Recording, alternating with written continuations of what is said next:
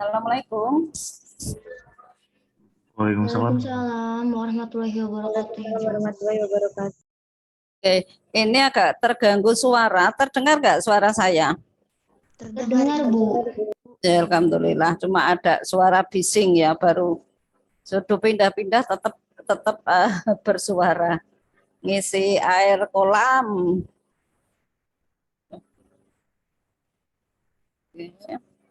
Imunohematologi ya ini ya.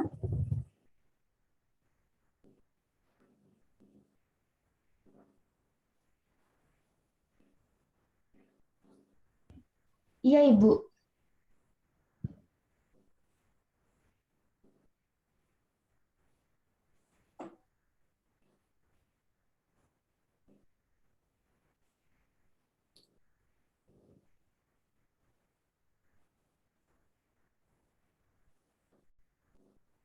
Oke, kita mulai. Untuk imunohematologi sama Pak Afrin atau kalian manggilnya Pak Thomas, sebaiknya kalau dosen itu ya dipanggil Pak ya, meskipun belum punya istri ya, menghargai. Dari Pak Afrin saya ke bagian untuk menjelaskan tentang hemoglobin metode kupri sulfat. Sudah pernah ada yang melihat metode itu? Belum. Belum. Kelas ini sudah pernah ada yang ikut donor darah? Sudah. Nah, Ibu. di donor darah, metode kupri sulfat itu yang digunakan. Ya, jadi HB-nya yang dipakai adalah metode kupri sulfat, tapi yang untuk lapangan, untuk sementara. Itu nanti kalau sudah dibawa darahnya ke laboratorium PMI sana, akan diperiksa ulang menggunakan metode yang lebih bagus. Yang lebih bagus itu adalah cyanmet ya. Kupri sulfat itu untuk sementara karena kesalahannya ini sangat tinggi, tetapi biar lebih cepat untuk bahwa donor ini bisa diambil atau tidak, karena kalau HB-nya rendah kan tidak mungkin jadi diambil darahnya ya. Jadi memang menggunakan di transfusi darah itu menggunakan metodenya kupri sulfat. Alat yang digunakan yaitu gelas ukur, urinometer, kemudian pengaduk gelas. Reagennya ada serbuk kupri sulfat, ya, kemudian sama aquades, ya, kupri sulfatnya yang H2O. Sebelum digunakan, untuk kupri sulfatnya harus dilarutkan, kemudian harus juga cek berat jenisnya. Ya. Yang pertama kita membuat larutan stoknya adalah 10 gram kupri sulfat dalam kurang lebih 100 ml larutan. Ya. Kalau sudah dilarutkan itu BJ-nya 1051. Ya. Kemudian kalau ini ya dilarutkan dengan apa? Jika BJ-nya tidak 1051, misalkan masih 1 atau lebih dari 51, berarti kita paskan dulu. Kalau BJ-nya terlalu tinggi, diencerkan lagi dengan aquades. Tapi kalau rendah ditambah lagi dengan kupri sulfat. Ya. Ini sampai terbentuk berat jenis yang 1053, itu sebagai stoknya. Pada saat membuat pertama stok dulu, kemudian dipaskan menjadi 1.051. Ya. Setelah itu disimpan, kalau langsung digunakan dimasukkan ke dalam beker glass. Ya, kemudian dimasukkan dalam beker 100 ml ya. Ini untuk membuat larutan kupri sulfatnya, 52 ml larutan standar tadi, masukkan labu ukur, kemudian ditambah dengan aquades. Cek lagi berat jenisnya.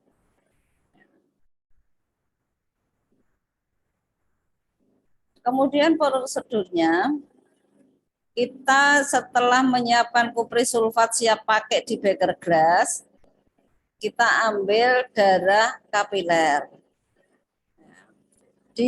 Kalau darah kapiler menggunakan 3 jari yang berada di tengah, disiapkan, diurut-urut dulu, kemudian setelah ditetapkan mana yang akan diambil, kemudian diusap alkohol dulu, setelah itu ditusuk, ya, bisa langsung diteteskan. Kalau di PMI itu dimasukkan, ditutup genrote. Kalau di PMI itu di darahnya dimasukkan dulu di tabung kapiler, ya. Tetapi ini bisa setelah luka langsung diteteskan. Setelah itu dilihat, ya, ini kalau dilihat. Jadi begitu bisa kalau menggunakan darah vena, berarti kita teteskan menggunakan pipet tetes. Ya, ini larutan kopri sulfatnya. Nah, kemudian darahnya bisa juga langsung dimasukkan. Setelah diteteskan, kemudian dilihat. Ya, di dalam kupri sulfat ini tetesan darahnya ini mengapung di atas, atau melayang-layang di tengah, atau tenggelam ke bawah. Kalau tenggelam, itu berarti berat jenisnya itu lebih dari 12. Kalau melayang berarti HB-nya 12, kalau terapung kurang dari 12. Jika akan donor darah diteteskan kok darahnya mengapung, ditolak, berarti ini HB-nya mesti kurang dari 12. Ya. Jadi tepatnya berapa nggak bisa dilihat, hanya kurang dari 12, kurang dari normal gitu aja. Apakah 10, apakah 11 atau 9 nggak tahu, jadi harus dicek lagi menggunakan yang lebih teliti, ya. Kalau ini hanya patokannya apakah normal, kurang dari normal, atau lebih dari normal. Kalau HB-nya lebih dari normal itu bagus enggak?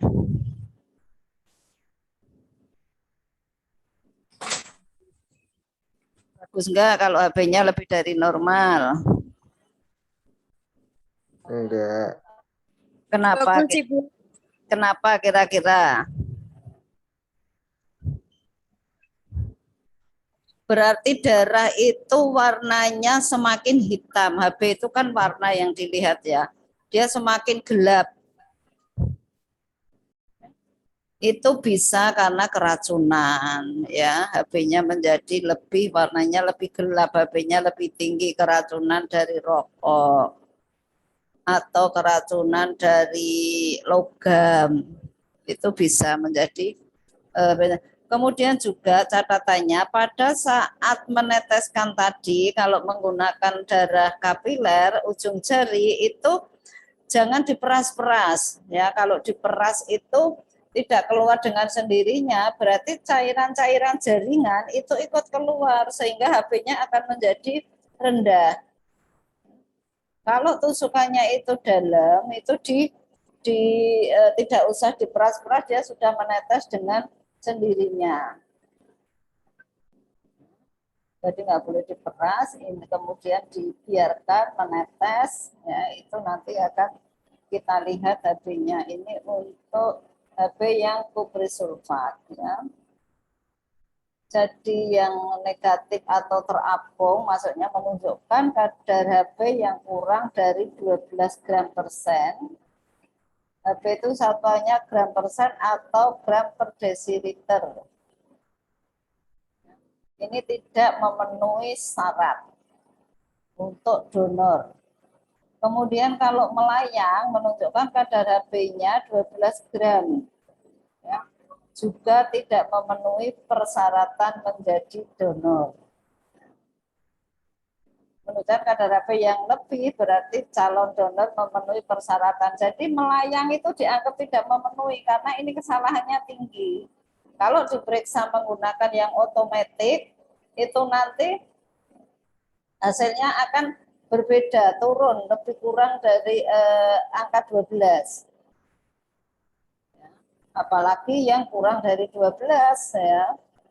Jadi yang diterima hanya yang tenggelam.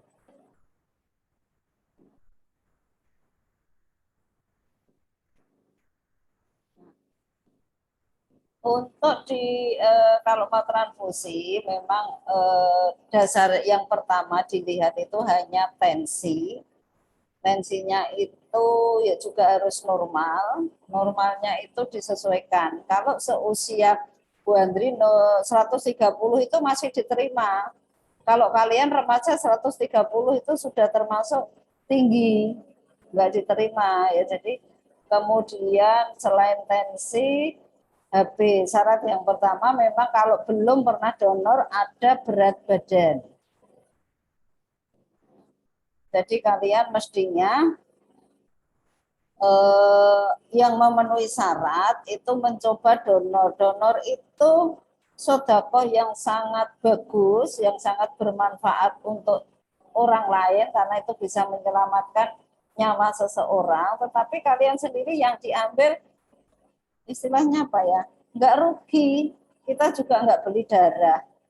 Darah diambil itu nanti akan terbentuk sel-sel yang baru, akan terbentuk sel-sel muda lagi. Jadi kalau kamu sering donor darah, otomatis nanti akan awet muda. Nah, awet mudanya karena sel-sel muda, sel yang lama yang sudah tua itu diambil, kemudian otomatis kalau tubuh itu kekurangan darah itu otomatis akan terbentuk, akan membentuk. Ya, akan membentuk sel-sel yang baru. Kemudian yang kedua itu juga tes screening yang gratis karena setelah darah kita diterima di PMI itu nanti akan dites lengkap. Ya, termasuk penyakit yang menular, hepatitis, apa itu dites semua. HIV itu dites semua. Selagi kita tidak mendapat surat dari PMI, ya, berarti darah kita sehat. Pernah ada teman di Unimus yang tadinya sudah 3 atau 4 kali diterima, tapi setelah itu dapat surat dari PMI yang berisi bahwa selanjutnya tidak bisa darahnya didonorkan karena di dalam darah nama pasien ABCD itu ternyata positif apa itu disebutkan, sehingga berikutnya nggak boleh donor lagi. Yang punya penyakit juga tidak diterima. Berarti kalau bisa donor kalian sehat. Dicoba tidak sakit. Rasanya sama seperti diambil darah vena saja. Sakit ditahan sedikit, kalau itu merupakan sedekah, merupakan bekal kita nanti ya.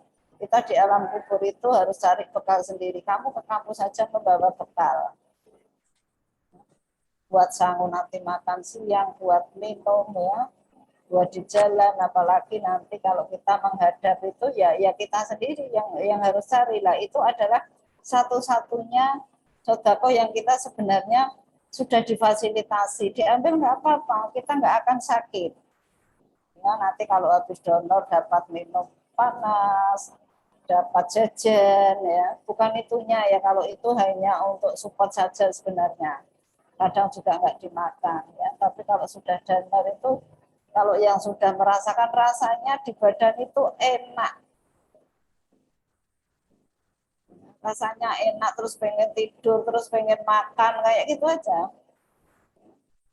Jadi silakan besok setiap kita ada rutin donor darah itu, kalau nggak tidak di halaman depan Unimusmat, juga di dekat gazebo itu, dekat Rusunawa. Belum pernah ini, kelas ini belum ada yang pernah donor atau ada yang sudah? Ada yang sudah, Bu. Yang sudah ya. Nah, yang sudah kan bisa bercerita enaknya. Saya bercerita karena saya rutin. Ya, sampai nanti batas usia saya nggak diterima karena kalau usia sudah lanjut, ya mungkin sudah 60 lebih, ini kan masih hampir 60. Ya. Nanti kalau sudah katanya 60 masih bisa diterima, Bu. Mungkin sampai 65 sampai 70 tergantung nanti hasilnya bagaimana HB-nya. Karena kalau orang yang tua itu sel-selnya pun juga kadang mengkerut. Kalau selnya mengkerut nanti HB-nya akan menjadi rendah. Kalau rendah yang otomatis nggak diterima. Ya, jadi orang tua itu sudah biasa dia mesti sering terjadi anemi. Bu bukan aneminya kurang gizi, tapi memang itu proses. Ya, kita nggak bisa menghindar, tetapi ada yang bisa mempertahankan sehatnya.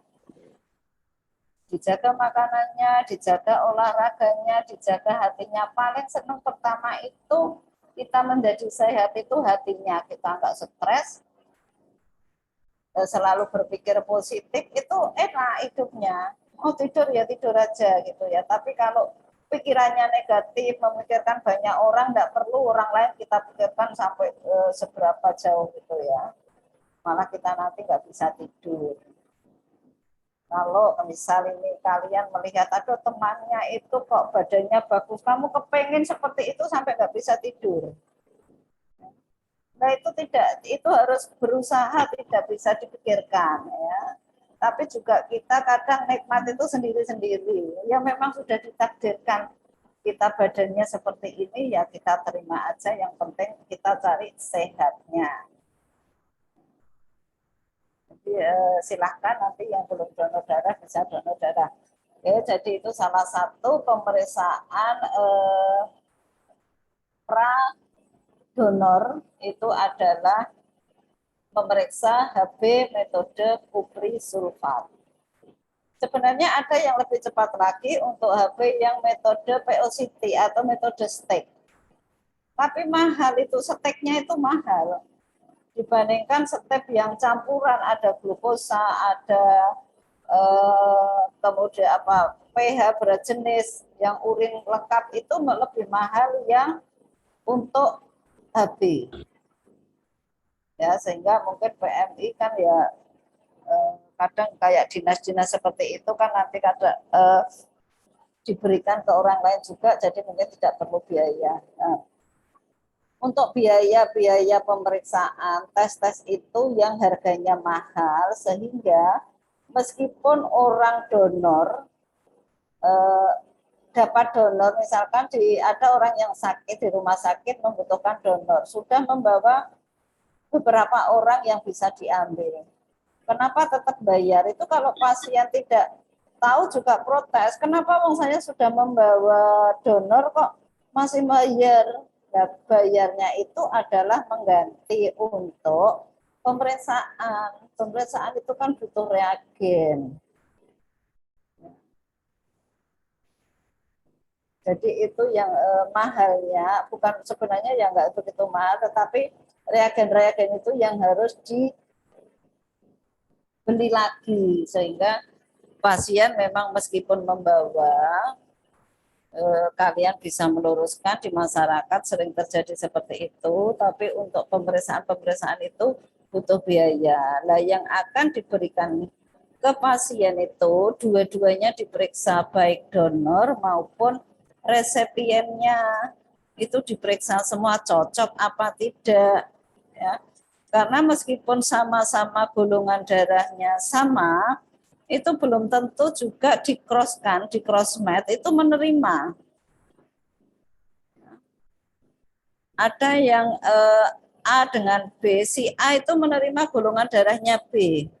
Tapi yang B ini belum tentu dia menerima golongan darah A, meskipun golongan darahnya sama.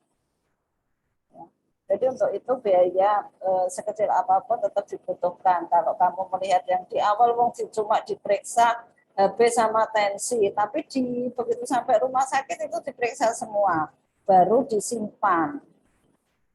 Ya, disimpan di refrigerator, nanti baru ada yang disiapkan hanya trombositnya saja, disiapkan hanya butuh apa saja, itu berarti diolah dulu darah itu. Kalau ada yang butuh hanya trombosit itu juga sudah siap untuk diambilkan. Gitu ya, ini silahkan kalau ada yang mau ditanyakan untuk HB kupri sulfat. Jadi pemeriksaan HB itu ada banyak metodenya. Ada metode kupri sulfat, ada metode POCT, ada metode Sahli, ada metode Siamet, ada juga metode Talquis. Yang paling lama itu, maksudnya metode yang paling duluan keluar itu metode Talquis. Talquis itu hanya darah diteteskan ke dalam kertas, kemudian kertasnya itu dicocokkan ke standar, kayak pH itu. Dicocokkan dengan warna standar akan terlihat HB-nya berapa. Itu HB, tapi yang paling teliti, kesalahannya yang paling kecil itu adalah cyanide. Cyanide itu kesalahan hanya 2%. Kuprisulfat itu sampai 20 sampai 30%. Kesalahannya tinggi, tapi kalau HB Sahli itu kesalahan sampai 20%. HB Sahli itu juga kesalahannya sangat tinggi. Oke, itu untuk HB kuprisulfat saya hanya kejata di HB kuprisulfat saja. Silakan kalau mau ada yang didiskusikan.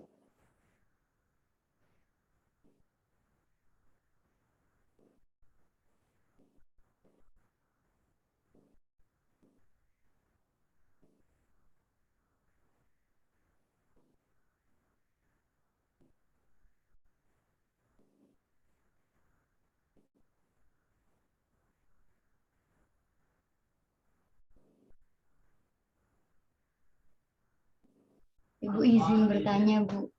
Ya, boleh. Itu kan tadi Ibu bilang walaupun golongan darahnya sama itu belum tentu mau menerima ya, Bu. Itu biasanya tuh karena faktor apa ya, Bu? Untuk donor itu kan kita crossmatch itu memeriksa ada mayor dan minor. Ya. Mayor itu nanti mengcrosskan sel donor dengan plasma. Sebaliknya, yang donor bagi yang donor itu sel donor ditambah plasma pendonor. Tapi yang satunya berarti dibalik yang minor berarti plasma pendonor lagi. Kalau salah satu mayor atau terutama mayor, begitu mayor tidak cocok, ya ini tidak bisa. Ya banyak karena itu kan antibodi.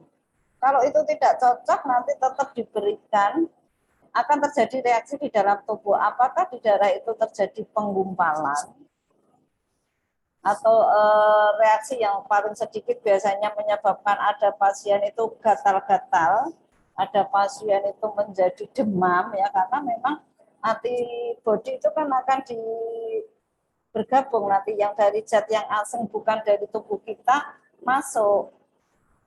Penandanya macam-macam meskipun semua punya antibodi. Ya, tetapi mungkin ada yang apa ya? Saya mau menggambarkan itu misalkan cabai gitu aja ya. Sama-sama pedas cabai itu, tapi cabai itu ada beberapa bentuk. Jadi beda-beda, itu yang kadang menjadi tidak menerima. Sama juga di darah itu, meskipun darahnya, golongan darahnya sama-sama mempunyai antibodi, antigennya adalah sama. Tetapi itu beda-beda, kalau kita cek dengan molekuler, itu pitagennya beda-beda. Itu harus memang dilihat di pitagennya. Kenapa tidak cocok? Oh lah, ini karena garisnya tercetak di nilai itu memang seperti itu. Tidak bisa, oh darah sama merah, golongan darahnya sama, kenapa itu tetap karena dari luar dimasukkan ke dalam tubuh, benar-benar kalau tidak sama itu dia akan terjadi reaksi. Misalkan hanya aglutinasi kecil atau samar, tetapi kalau aglutinasi samar itu diberi donor yang banyak ya tetap nanti akan terjadi reaksi yang lebih tinggi lagi. Ya, jadi tetap dicek, ya, kita tidak boleh, meskipun dalam satu keluarga golongan darah sama, kenapa tidak menerima? Bisa saja antigen antibodinya nggak mau menyatu. Ya, mungkin penanda kalau di biomolekuler di PCR terlihat ya, pita gennya itu di mana garisnya itu akan terlihat. Bisa nanti itu dicek, dilihat kenapa sama golongan darahnya, tapi yang dengan biomolekuler. Kalau mau penelitian molekuler boleh ya, ngambil di skripsinya nanti ngambil tentang ini di molekuler. Baik, Ibu. Terima kasih buat jawabannya. Ya, ada lagi yang mau menanyakan?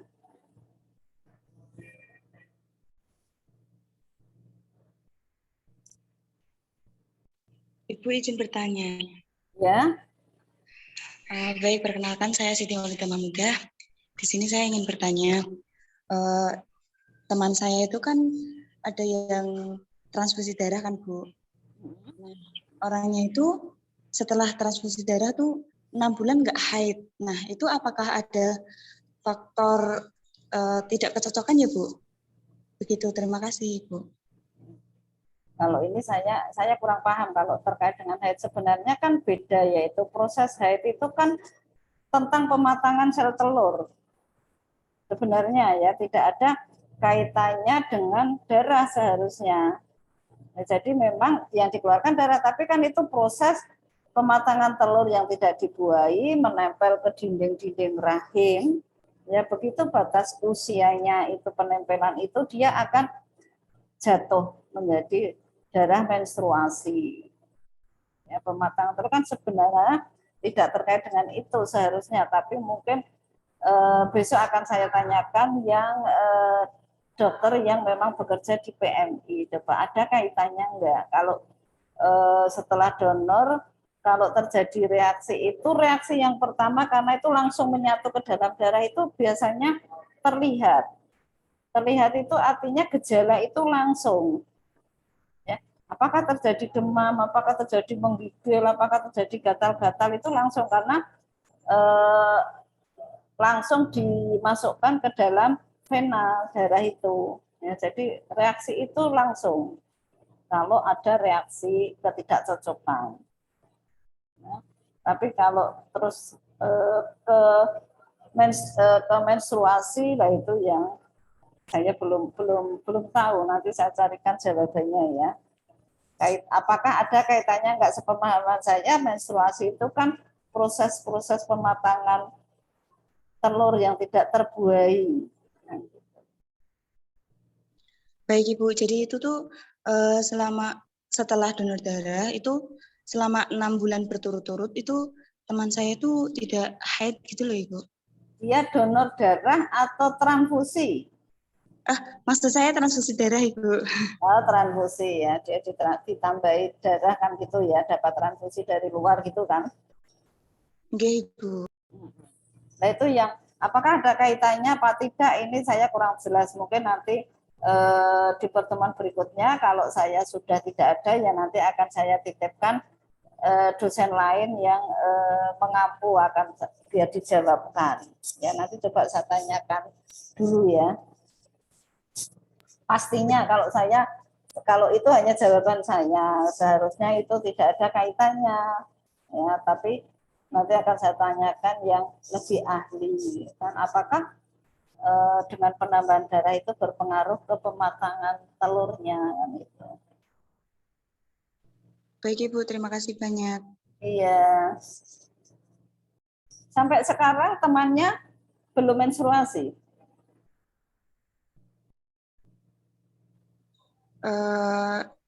Sekarang teman saya udah nggak ada Bu. Oh, sakitnya apa? Waktu itu tuh kayak kekurangan darah gitu loh Bu. Darahnya itu rendah banget. Nah, terus dia transfusi darah selama 6 bulan itu nggak haid sama sekali. Terus Oh, lah itu mungkin bukan karena efek transfusinya, tapi memang penyakitnya. Kalau orang HB-nya rendah itu memang banyak. Bisa dia kena kanker, ya bisa dia gagal ginjal, ya. Bisa dia kelainan darah yang leukemia atau apa itu kan memang HB-nya akan rendah juga. Mungkin belum sampai pemeriksaan tuntas sampai selesai ketemu apa penyakitnya sudah nggak ada kali. Jadi itu mungkin nggak ada kaitannya. Memang mungkin ada kanker di indung telurnya atau kanker di rahimnya. Ya itu kan juga HB-nya rendah. Nah, kalau sampai ditransfusi itu kan berarti memang orang kena bukan kanker apa itu namanya yang berpengaruh ke menstruasi itu ya ada apa lupa saya. Itu juga dia HB-nya rendah, sangat rendah sekali. Ditransfusi 2 hari 3 hari aja sudah rendah lagi. Jadi, itu berarti karena penyakitnya, bukan karena transfusinya, saya yakin. Nah, penyakitnya mungkin belum tuntas untuk pemeriksaannya, belum sampai diketahui. Kista lah, kena kista, kista itu pengaruhnya kalau kena kista kadang memang menstruasi itu keluarnya sangat banyak sekali. HB-nya juga akan rendah. Ya. Tetapi kadang siklusnya lama juga. Ya, jadi karena kista itu juga berpengaruh ke hormon juga. Kalau hormon mempengaruhi menstruasi, sangat berpengaruh. Mudah-mudahan diampuni. Iya, berarti tidak ada pengaruh sama Ya. transfusi itu ya Bu ya? Tidak ada, itu mesti karena penyakitnya lain ya. Mungkin penyakitnya ini yang memang belum diketahui sehingga memang berpengaruh ke menstruasinya. Jadi ada sesuatu memang tidak karena transfusinya. Ya, ada lagi. Sih. Bu, saya izin bertanya. Mm-mm. Saya izin bertanya. Ya, Saya pernah melihat orang mendonorkan darah. Ketika ditusuk di tangan sebelah kanan, darah tidak keluar. Lalu ditusuk di tangan sebelah kiri dan darah juga belum keluar. Lalu ditusuk kembali ke tangan sebelah kanan dan akhirnya darahnya keluar. Namun setelah mendonorkan darah, muncul kebiruan dan rasa sakit di tangan kanan tersebut. Itu kenapa ya, Bu? Dan apakah itu berbahaya? kalau diambil darahnya, baik besok kamu yang belajar ngambil dengan temannya atau apa, kalau sampai keluar birunya itu sebenarnya ada darah yang keluar, tapi dia tidak keluar, jadi dia masih di bawah kulit sehingga terlihat biru-biru. Sama juga kalau kalian misalkan terlalu capek ada luka di kaki, di paha, kok biru-biru, itu adalah kapiler yang pecah, sehingga itu darah sebenarnya biru itu. Ya, tapi tidak keluar karena tidak luka. Nah, kalau terjadi seperti itu, tadi sebenarnya pada saat penusukan itu darahnya keluar. Tapi karena tidak pas jarumnya sehingga tidak masuk ke dalam kantongnya itu, ke dalam jarum, tetapi dia keluarnya melebar ke di luar sudah keluar dari pembuluh darah tetapi masih di bawah kulit. Jadi itu memang terlihat biru-biru, memang akan terasa agak kemeng, bahasa Indonesianya apa? Agak sakit lah tangannya, agak kaku begitu. Ya, itu sebenarnya itu enggak apa-apa. Kalau itu dikompres kemudian dengan air hangat itu nanti akan terserap tubuh lagi, hilang. Sama kan pernah ada enggak yang misalkan di paha-paha itu, oh ini tidak kejedok, tidak kenapa-apa, kenapa kok biru-biru? Itu karena kalian capek, pembuluh darah kapilernya tegang, terus pecah. Dia keluar darah itu pecah keluar dari pembuluh darah, tetapi masih di bawah kulit sehingga terlihat dari luar itu biru-biru. Kalau saya juga seperti itu, kalau capek tiba-tiba nanti di kaki itu, ini kok biru-biru, ya enggak apa-apa, dibiarkan aja. Besok kalau kalian belajar saling menusuk, mungkin ada yang terjadi seperti itu, ya. Jadi misalkan selang itu ditusuk. Kalau tusukannya itu miring, kemudian sampai nembus ke selangnya, berarti nggak keluar. Tapi begitu jarumnya itu ditarik lagi, nah ini nanti darah itu keluar karena sudah dilubangi. Kalau besok offline akan saya jelaskan, saya gambarkan. Kalau ini saya nggak bisa gambar.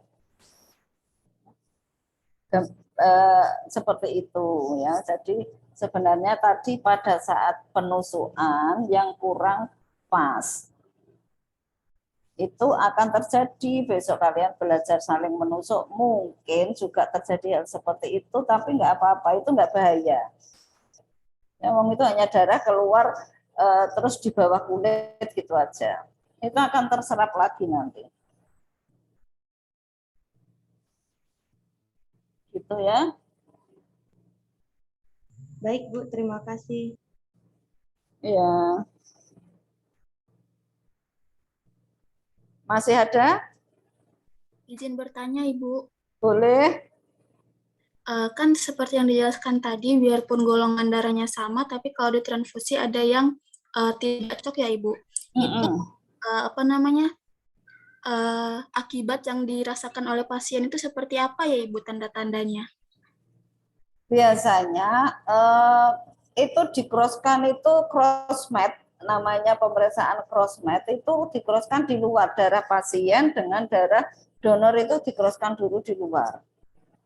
Antara ketidakcocokan itu kalau tidak cocok tidak mungkin diberikan ke pasien, tetapi kadang ada cross-nya cocok itu antara golongan darah oh ya ini menerima. Tetapi ternyata setelah diberikan ke pasien kok ada faktor lain, dia terjadi reaksi. Macam-macam, ada yang tergantung. Kalau misalkan darah donornya ini membawa faktor alergi, dia juga akan langsung gatal-gatal karena itu dia akan langsung bersatu. Nah, alergi itu kadang tidak muncul atau tidak tampak pada saat kita membuat cross-match mayor minor tadi.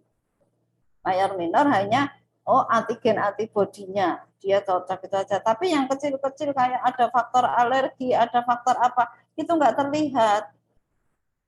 Sehingga itu kadang bisa ke pasien. Kalau yang terberat itu dia bisa menggigil, demam. Ya. Karena memang itu sudah di-cross-kan dari luar, jadi itu yang biasanya itu juga kadang ditunggu. Kadang kalau kita menerima benda asing dari luar itu kan tubuh kita harus menyesuaikan dulu, harus beradaptasi dulu ya. Nanti kalau sudah sampai 1 jam dia tetap bereaksi seperti itu, ya berarti nggak bisa beradaptasi, dihentikan transfusi itu, ganti darah yang lain. Meskipun tadi saat cross-match mayor minornya boleh atau cocok ya, tetapi ternyata dimasukkan kok nggak cocok, ada faktor lain apa yang menyebabkan tidak cocok. Banyak kan di darah itu kan banyak ya. Mungkin alerginya, mungkin apanya ada sedikit selisih aja kadang tidak bisa beradaptasi. Ini darah kan kita juga nggak boleh coba-coba ya, karena itu nanti akan bersirkulasi di dalam tubuh kita.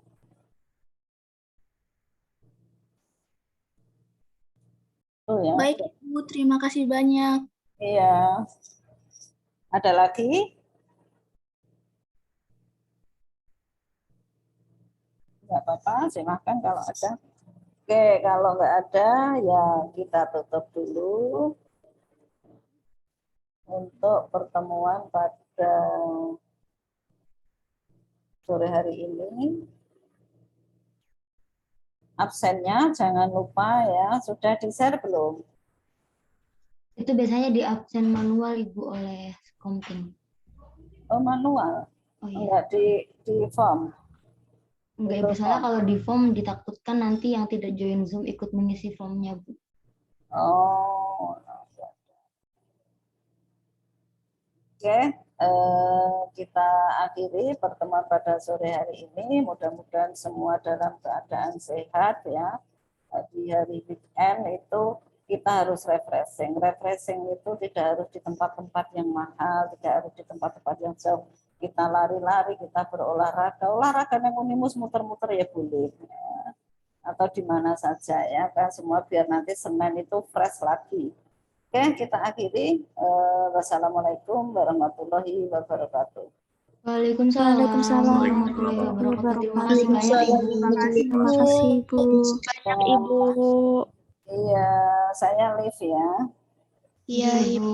Sehat selalu, Bu. Sehat-sehat, Bu. Amin, amin. Sama-sama mendoakan.